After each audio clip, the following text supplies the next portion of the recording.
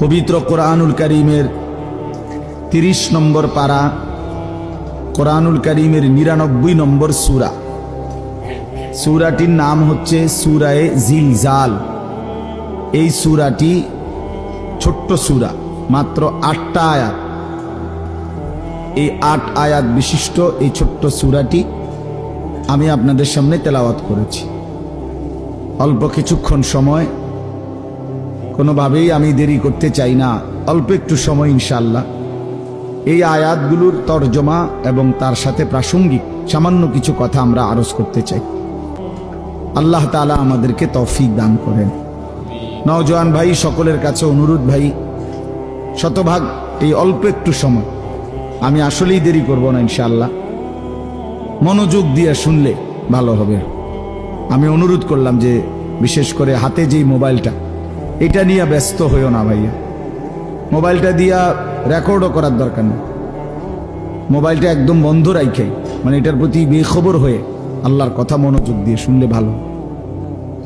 এটা একটা জরুরি বিষয়। আসলে যিনি যতটা আন্তরিকতা দেখায় আল্লাহর কথা ক্ষেত্রে, আল্লাহ তাআলা তার ততটা পরিবর্তন নসিব করে। নিজে কোনো রকমের গাফলতি খামখেয়ালি করলে, অবজ্ঞা করলে আল্লাহর কোরআন তার থেকে আসে না, পরিবর্তন আসে না। এটা অনেক গুরুত্বপূর্ণ। আমরা ছোটবেলায় যখন মাদ্রাসায় পড়তাম, তখন আমাদের উস্তাদরা আমাদেরকে সব সময় বলতেন যে ইলম, কোরআন সুন্নাহর ইলম, আল ইলমু লা ইউতিকা বা'দাহু লা তুতিকা বা'দাহু হাত্তা তুতিয়াহু কুল্লা। তুমি যদি তোমার পুরা নিজেকে সঁপে দাও ইলমের জন্য, তো ইলম তোমাকে কিছু দিবে। তোমার নিজেকে দিয়ে দাও পুরা, তাইলে ইলম তোমাকে কিছু দিবে, অর্থাৎ সামান্য হবে। কোরআন সুন্নাহর ইলম এতটা দাম, এতটা দাম, পুরা জিন্দেগি দিয়ে দিলে এরপরে সামান্য কিছু ইলম হইতে পারে। একজন বিশ্ববিখ্যাত বুজুর্গ আলেম ছিলেন আমাদের এই হিন্দুস্তানে, ভারতীয় উপমহাদেশে, হযরত মাওলানা মনজুর নোমানী রাহমাতুল্লাহি আলাইহি। তিনি বলতেন, তালেবে ইলম ছাত্রদেরকে বলতেন, নসিহত করতেন যে তালেবে ইলমরা তোমরা ইলমের জন্য নিজেকে ওয়াকফ করে দাও, ওয়াকফ করে দাও। ওয়াকফ করা মাল যেমন আর কোনোদিন ফেরত নেয় না, তোমার নিজেকে এরকম ইলমের জন্য, আল্লাহর জন্য, দ্বীনের জন্য ওয়াকফ করে দাও। যার মাওলা আমি কোনো দিন আর সুখে থাকি দুঃখে থাকি, কিছু পাই বা না পাই, খাইতে পাই বা না পাই, তোমার দ্বীনের জন্য, ইলমের জন্য, কোরআন সুন্নাহর জন্য আমাকে ওয়াকফ করে দিল, ওয়াকফ করে দিল। এরকম হওয়া উচিত, এরকম হওয়া উচিত। তিনি উদাহরণ দিছেন যে পূর্ববর্তী জামানায় আল্লাহর প্রিয় বান্দা বান্দিরা পেটে থাকতেই নিজের সন্তান আল্লাহর জন্য ওয়াকফ করে দিত। কোরআন শরীফে এটার উদাহরণ আছে। হযরত মরিয়ম আলাইহিস সালাম, আপনারা সবাই নাম জানেন, ঈসা আলাইহিস সালামের মা। এই মরিয়ম, উনার আম্মা যিনি ছিলেন, মরিয়ম আলাইহিস সালামের মা হযরতে হান্না বিনতে ফাখুস, হান্না ওনার নাম। এই উনার ব্যাপারে কোরআন শরীফে আছে যে উনার পেটে যখন বাচ্চা আসছে, মানে পরবর্তীতে যেটা মরিয়ম, এই পেটে বাচ্চা থাকতেই তিনি আল্লাহ তাআলার কাছে বলছেন, ইন্নী নাযারতু লাকা মা ফি বাতনি মুহাররামা, আল্লাহ আমি মান্নত করলাম আমার পেটের সন্তান আপনার জন্য ওয়াকফ, আপনার দ্বীনের জন্য, মসজিদের খেদমতের জন্য, দ্বীনের জন্য ওয়াকফ। এই জন্য আসলে বাস্তবতা এটা। আপনি কিছুক্ষণের জন্যই বসলেন, তো এটুকুও মনোযোগী হইতে হয়। নিজের পুরা দিল, কান, চোখ, কোরআন শরীফে আছে আল্লাহ তাআলা বলছেন, কেউ যদি তার দিল, কান এবং চোখ তিনটা একসাথ করে, তো আল্লাহ তাআলা বলে নিশ্চয়ই তার জন্য আল্লাহর কোরআনের মধ্যে উপদেশ এবং নসিহত আছেই আছে। ইন্না ফি যালিকা লাযিকরা লিমান কানা লাহু কলবুন আও আলকাস সামআ ওয়া হুয়া শাহীদ। মনোযোগী হইতে হয়, আপনি মাতবরি করলে হয় না। হুজুররা বলবেই কি, জানেই কি, না না, আপনি বহুত কিছু জানেন, কিন্তু আপনি এগুলো জানেন না। এই জন্য কেউ অহংকার করতে নাই, মাতব্বরি করতে নাই। নিজেকে শতভাগ বিনয়ের সাথে, আদবের সাথে কোরআন এবং সুন্নাহর সামনে পেশ করতে হয়। তাইলে কিছুটা হয়, কিছুটা পরিবর্তন নসিব হয়। এটা বহুতই জরুরি বিষয়, বহুত গুরুত্বপূর্ণ বিষয়। হাদিসের মধ্যে আছে হযরত জিবরাইল আলাইহিস সালাম মানুষের আকৃতিতে নবী সাল্লাল্লাহু আলাইহি সাল্লামের কাছে আসছেন। জিবরাইল আয়েশা নবীজির সামনে এভাবে বসছেন যে একেবারে নামাজের সুরতে যেভাবে বসে।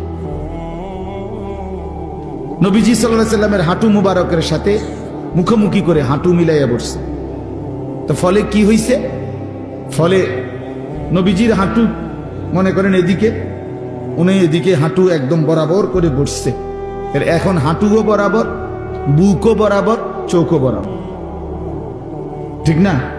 আমরা দুইজন যদি এরকম মুখোমুখি বসি, উনি আমার দিকে আমি উনার দিকে, একদম হাঁটু বরাবর করে, তাহলে দুইজনের দিল, বুক, চোখ, পুরা চাহনি সব বরাবর। এরপরে তিনি আল্লাহ নবী সাল্লাল্লাহু আলাইহি সাল্লামের কাছে জানতে চাইছেন মাল ঈমান, ইয়া রাসূলুল্লাহ ঈমান কি? নবীজি উত্তর দিছেন। মাল ইসলাম, ইসলাম কি? নবীজি উত্তর দিছেন। মাল ইহসান, ইহসান কি? নবীজি উত্তর দিছেন। মাতা সাআ, কিয়ামত কখন হবে? নবীজি বলছেন তুমিও জানো না, আমিও জানি না।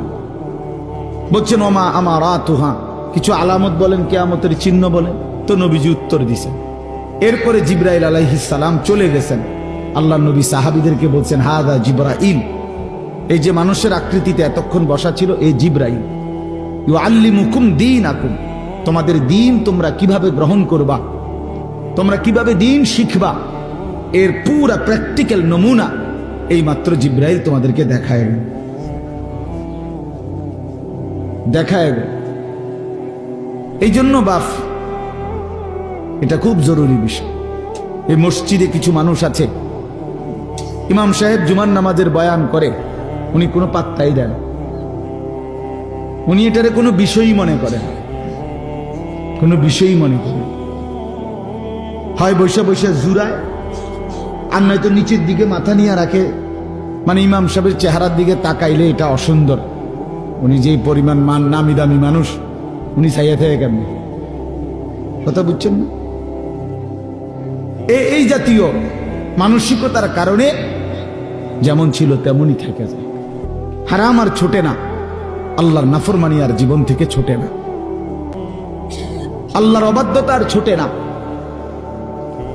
এই জন্য জরুরি এটা বিষয়, শতভাগ মনোযোগী হইতে হয়।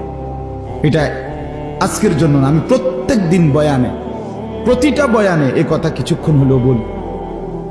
কোরআন শরীফ আছে, আল্লাহ তাআলা বলেন ওয়াহদি ইলাইহি মান ইউনীব, যে আল্লাহর দিকে একটু ঝুঁকে আসে, আল্লাহ বলেন আমি তার চাইতে এগিয়ে হেদায়েত দিয়ে দিই।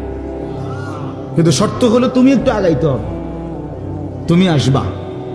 আল্লাহ বলছেন হাদিসে কুদসিতে, বান্দা তুমি আমার দিকে আসবা 1 বিঘত, আমি আসবো 1 হাত। তুমি আসবা 1 হাত, আমি আসবো 2 হাত। তুমি আসবা হাঁটতে হাঁটতে, আমি রহমত মাগফিরাত নিয়ে আসবো দৌড়তে দৌড়তে। বাকি তুমি একটু আগাইতে হবে। জাগাত বইয়া মাতবরি করলে হইতো না, মাতবরি করলে বিনয়ী হইতে হবে। এ ভাই একটা কথা বললাম শুনবেন, আরে কইবেন না হুজুর, আপনার কথা আপনি কইবেন না, আমি কি করি, আপনার কি দরকার? হ্যাঁ রে বেয়াদব, তোমার তো পরিবর্তন হবে না জীবন, তোমার এই অহংকার তোমারে শেষ করে দিবে, তোমার এই অভদ্রতা তোমারে শেষ করে দিবে। এজন্য এটা জরুরি বিষয়। আমাদের ছেলেগুলো মসজিদের বয়ান শুনে না, জুমার নামাজের দিন আসে যদিও, এই পিছনে বৈশা শুধু খোসাখুসি, ধাক্কা ধাক্কি, ঠেলা ঠেলি, এই ফালতু দুষ্টামি করতে করতে জিন্দিগি শেষ। আহা, গাফলতে গাফলতে জীবন শেষ, হেলায় হেলায় জীবন শেষ। এই এক অসভ্য জিন্দিগি, জানেও না কি কেন আসছে, কোত্থেকে আসছে, কে তারে পাঠাইলো, কেন পাঠাইলো, কিচ্ছু মনে না, কিচ্ছু মনে না। আরে ভাইয়া এটা ঠিক কোরআনুল কারীম